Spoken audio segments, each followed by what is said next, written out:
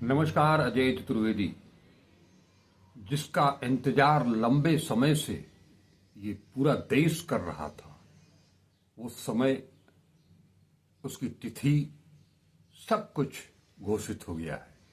जी हां, मैं बात कर रहा हूं वक्फ संशोधन बिल का। लोकसभा में बुधवार को यानी कि 2 अप्रैल को 12 बजे वक्फ संशोधन बिल पर चर्चा होगी, जो सदन के पटल पर रख दिया जाएगा। आप पूरी तरह से वाकिफ हैं कि विपक्ष इसका विरोध कर रहा है। तमाम मुस्लिम संगठनों ने भी इसकी मुखालफत की है। बीजेपी के सहयोगी के रूप में, बी टीम के रूप में ओवैसी साहब को लिया जाता है, लेकिन उन्होंने भी दहाड़ते हुए इसका विरोध किया है। विरोध बीजेपी की जो प्रमुख सहयोगी हैं, चंद्रबाबू नायडू टीडीपी, नीतीश कुमार जेडीयू, चिराग पासवान लोजपा, जयंत चौधरी, इन सब ने अपने अपने ढंग से इस बिल का, मुस्लिम हित का की बात कही है। नीतीश कुमार तो सबसे बाद में, जब गृह मंत्री अमित शाह का 2 दिन का दौरा बिहार का पूरा होने के ठीक पहले उन लोगों की मीटिंग हुई, नीतीश कुमार से चंद मिनट की मीटिंग हुई। उसे मीटिंग कहा जाए या चुनावी वर्ष में कर्टसी कॉल कहा जाए, कर्टसी विजिट कहा जाए, चाय कॉफी पर, लेकिन अमित शाह के बिहार से लौटते ही जिस तरीके से जनता दल यूनाइटेड ने 2 काम किए, एक अपने एमएलसी गुलाम गौस को लालू यादव के यहां भेज दिया। चर्चा शुरू हुई तो यह कह दिया गया कि वो तो ईद थी, ईद मिलने के लिए गए। सवाल है उठता है, ये भी एक हास्यास्पद बयान है। इस चर्चा भी इसकी जो हो रही है वो भी अजीब तरह की है। त्योहार हमारा है, आप बधाई देने के लिए, शुभकामना देने के लिए आप हमारे पास आएंगे या हम आपसे बधाई लेने के लिए आपके पास जाएंगे? अगर बधाई लेनी होती, शुभकामना लेनी होती, तो वो अपने घर पर रहते। लालू यादव को अगर उनसे मिलना होता तो वो मिलते, लेकिन ऐसा नहीं हुआ। गुलाम गौस लालू प्रसाद यादव के पास गए, उनसे मुलाकात की, बातचीत की, और इसे इस रूप में भी देखा जा रहा है कि इसे आने वाली सियासत के मद्देनजर चुपके से भेजा गया था, जानबूझ करके बीजेपी पर, अमित शाह पर दबाव बनाने के लिए। अब दूसरी बात, संसद में कल इसे पेश होना है लोकसभा के पटल पर, और उससे 1 दिन पहले या 2 दिन पहले जनता दल यूनाइटेड ने 3 सुझाव भेज दिए हैं, जिसके तहत पहला सुझाव है कि चूंकि जमीन का मसला राज्यों की सूची में आता है, लिहाजा उसे बरकरार रखा जाए। दूसरा है कि ये जो संशोधित जो कुछ भी आए बिल, वो जिस दिन से लागू होगा उस दिन से प्रभावी होगा, उसके पहले से नहीं। इसके साथ ये भी जोड़ा गया है कि वो पंजीकृत जो संपत्तियां हैं उनके साथ कोई खिलवाड़ नहीं होगा। और तीसरा जो सबसे अहम मसला है, जो कि अगर मान लिया जाए संशोधन, तो ये बिल क्यों ले आया गया उसके औचित्य के ऊपर सवाल खड़ा हो जाएगा। क्योंकि इसमें कहा जा रहा है कि जो संपत्ति, वक्फ संपत्ति पंजीकृत नहीं भी है और सरकारी भूखंड पर कोई इमारत यानी कि मस्जिद, मजार, मदरसा, इस तरह का अगर कोई ढांचा खड़ा है तो उसके साथ कोई छेड़छाड़ नहीं की जाएगी। यानी ये पूरा का पूरा घुमा करके ले जाने की कोशिश है वर्शिप प्लेसेस का जो एक्ट है 1991 का, उसकी तरफ। यानी कि अगर ये बिल, ये संशोधन नीतीश कुमार और जेडीयू का मान लिया जाता है, स्वीकार कर लेती है सरकार अक्षरशः, तो ये बिल का कोई मतलब नहीं रह जाएगा। जो वास्तव में इस बिल में संशोधन की कोई जरूरत नहीं थी, क्योंकि यह सर्वसम्मति से पास बिल था। ये कानून जो था वो सर्वसम्मति से पास हुआ था, जिसमें कि बीजेपी की भी सहमति थी। वो चाहे अटल जी हो, आडवाणी जी हो उस दौर में। लेकिन अमित शाह और नरेंद्र मोदी, प्रधानमंत्री और गृह मंत्री को अपने, जब वो ये कहते हैं कि 70 साल में किसी ने कुछ नहीं किया, जो कुछ भी हुआ 2014 के बाद से ही मोदी जी जब से आए तब से किए, यानी कि उसके पहले की चीजों में क्या कुछ हुआ या नहीं हुआ, उसमें बीजेपी की सरकार, अटल बिहारी वाजपेयी जी की सरकार भी रही है, उसको भी वो गौण कर देते हैं। तो उसी तरह से उस सर्वसम्मति का भी माहौल उड़ाते हुए एक संशोधन बिल ले आया गया। बिल जो आया तो उसे जेपीसी में भेजा गया। जेपीसी में क्या कुछ हुआ ये आप अच्छी तरह से जानते हैं। वहां लगातार सुचारू रूप से एक दिन भी बैठक नहीं चली। उत्तर प्रदेश के एक दिन के मुख्यमंत्री जगदम्बिका पाल ने क्या कुछ नहीं किया, क्या क्या नाटक हुआ। सारे लोगों को निष्कासित कर दिया गया, हल्ला हंगामा हुआ,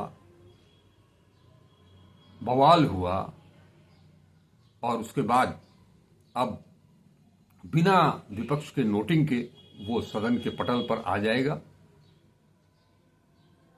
तो इसके पीछे उनकी मंशा क्या है ये आप अच्छी तरह से समझ सकते हैं।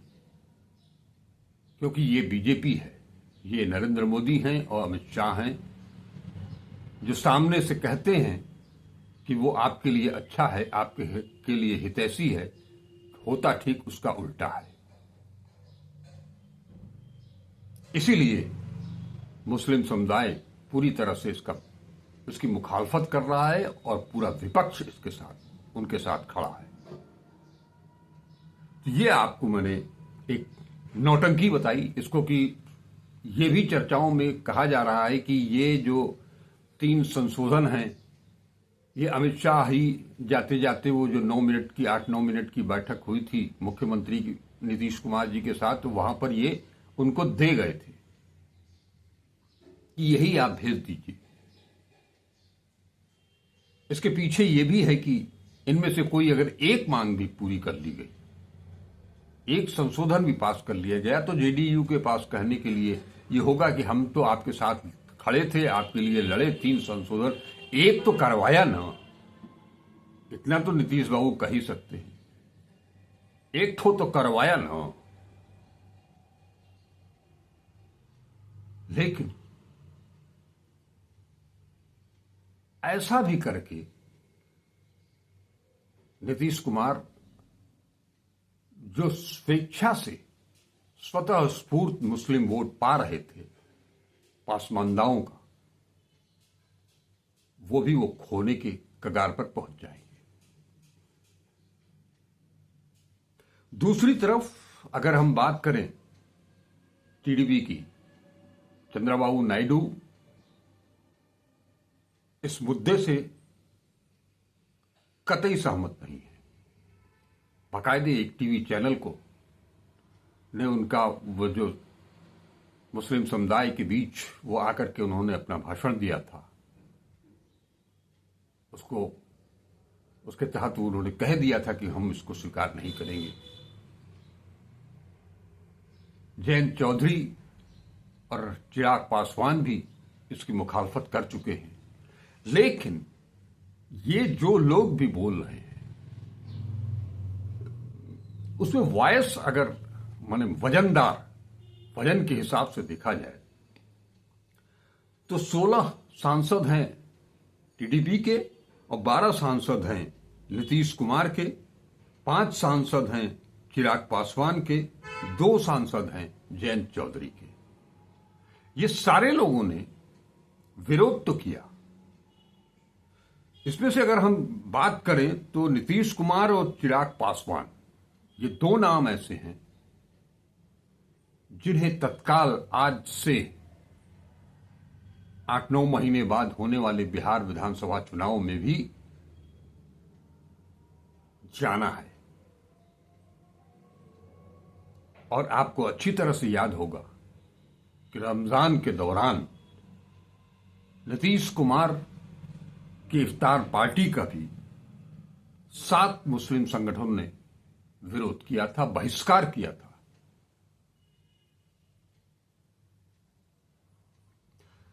अब सवाल यह है कि समझाने के लिए बहुत कुछ है अमित शाह जी के पास, चाहे वो नीतीश कुमार को समझाने का मामला हो या चंद्रबाबू नायडू को। चंद्रबाबू नायडू को समझाने के लिए एक ही चीज काफी है कि अभी तो आपके यहां 4 साल बाद चुनाव होना है। देश की जनता मुद्दों को बहुत जल्दी भूल जाती है। इसे पास करवा दीजिए और उसके बाद फिर देखा जाएगा, कुछ बड़ा कर दीजिएगा, हम आपके साथ रहेंगे। क्या इतने कमजोर, इतने लाचार मुख्यमंत्री हैं चंद्रबाबू नायडू? उनकी सियासत इतनी कमजोर है, वो बीजेपी के मंसूबों को भांप नहीं पा रहे हैं। लेकिन अब सवाल ये उठता है कि लोकसभा में 542 सीट 272 चाहिए बिल को पास कराने के लिए।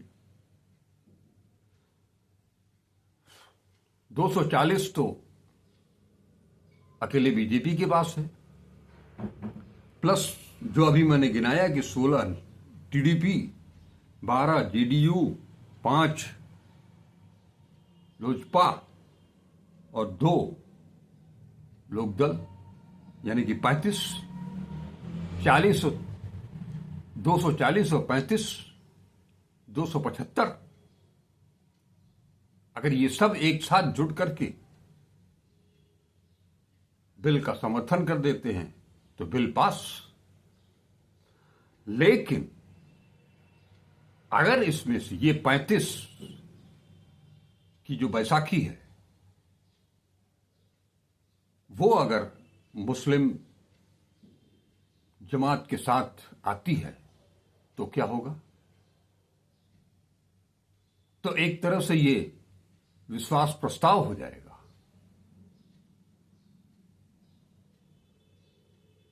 क्योंकि 240 अगर बीजेपी है तो 235 के आसपास तो इंडिया गठबंधन भी है। 5 ही तो कम है उनसे, और 72 तक जाने के लिए अगर ये उधर नहीं जाते हैं और इधर भी नहीं जाते हैं और खामोश रहते हैं, वोटिंग नहीं करते हैं किसी भी तरफ, तो भी स्थिति रोचक बन जाएगी। इस पूरे मामले को लेकर के कांग्रेस ने कल सवेरे, क्योंकि बिल 12 बजे लोकसभा में पेश होगा, तो 9:30 बजे से उन्होंने अपनी सभी सांसदों की संसदीय दल की बैठक बुला ली है। हो सकता है इंडिया गठबंधन की तरफ से भी व्हिप जारी हो जाए। कम से कम इस मुद्दे पर विपक्ष तो एक साथ है, वहां कोई लोचा नहीं है। इंडिया गठबंधन पूरी तरह से, उनकी जो सोच है विविधता में एकता की, अखंडता की, धर्मनिरपेक्षता की, उससे वो डिगने वाले तो नहीं है। ये बिल इसलिए भी जरूरी है, महत्वपूर्ण हो जाता है, क्योंकि ये अगर पास होता है तो इसका प्रभाव आने वाले दिनों में भविष्य के लिए बहुत ही गंभीर होगा। क्योंकि इसके बाद लगातार ये भी आशंका जताई जा रही है, जिसके तहत, जिसमें सबसे बड़ा रोल बिहार का ही उसमें भी आ जाता है, बोध गया, जहां पर कि बुद्धिस्ट इतने दिनों से आंदोलनरत हैं, उनके बोर्ड में हिंदुओं की घुसपैठ क्यों? कल को वैष्णो देवी बोर्ड का भी मामला उठने लगेगा। ये बीजेपी सरकार बिहार के बाद पंजाब में जब चुनाव आने लगेंगे, क्योंकि पंजाब में भी उनकी स्थिति वही है कि आज तक वो अपने दम पर वहां कोई सरकार बना नहीं पाए, तो सिखों के साथ भी उनका जो बोर्ड है उसमें भी ये चाहेंगे कि हिंदुओं को घुसा दिया जाए। तो ये तमाम सारी चीजें जो चल रही हैं, और कोई अगर सरकार इनके खिलाफ आती है तो देश भर में जितने भी बड़े बड़े मंदिर हैं, उनकी जो संपत्ति है उसके ऊपर सवाल खड़ा होने लगा। उसका जो बोर्ड है, जो नियामक बोर्ड होता है, जो न्यास परिषद बनाया जाता है, उसमें मुसलमानों को घुसाना शुरू कर दे तो आप क्या करेंगे? इस लिहाज से देश की एकता के लिए, देश की एक अखंडता के लिए बेहद जरूरी है कि किसी भी तरह से मुस्लिम हितों की रक्षा होनी चाहिए, क्योंकि वो देश के नागरिक हैं, उनकी संपत्ति है। लेकिन यहां तो हर मस्जिद के नीचे मंदिर खोजने की जो परंपरा शुरू हुई है, जो बुलडोजर की राजनीति शुरू हुई है, इसमें फिर वो उत्तर प्रदेश भी आएगा, वो संभल की मस्जिद भी आएगी, और जाने क्या क्या।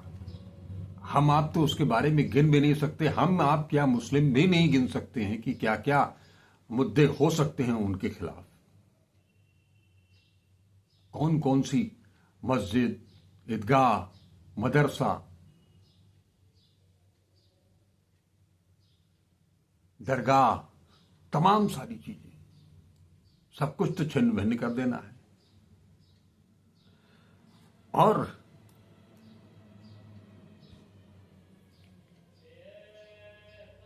इसका बहुत बड़ी कीमत चुकानी पड़ेगी अगर ये बिल पास होता है तो।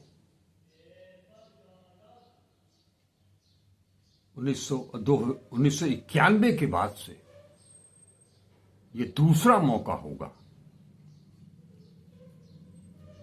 जब इतना बड़ा फैसला गांधी के देश में धर्मनिरपेक्षता की हिमायत करने वाले संविधान के होते हुए इस तरह का कोई बिल संसद में पास हो जाएगा तो। और लोकसभा की गणित बता दी मैंने राज्यसभा की भी गणित उसके अनुसार 115 कुल सीट एनडीए के पास है, जबकि 98 बीजेपी के पास है और 6 नामित हैं। कुल मिलाकर के 219 236 में से यहां भी ले दे करके पूरा का पूरा मसला चंद्रबाबू नायडू, नीतीश कुमार, चिराग पासवान, जयंत चौधरी के ऊपर टिका हुआ है। और ये बिल ये भी स्पष्ट कर देगा कि ये जो मैंने नाम अभी गिनाए हैं चारों, वो वास्तव में सेकुलर हैं या सेकुलर होने का केवल स्वांग रखते हैं। नमस्कार, अजय चतुर्वेदी।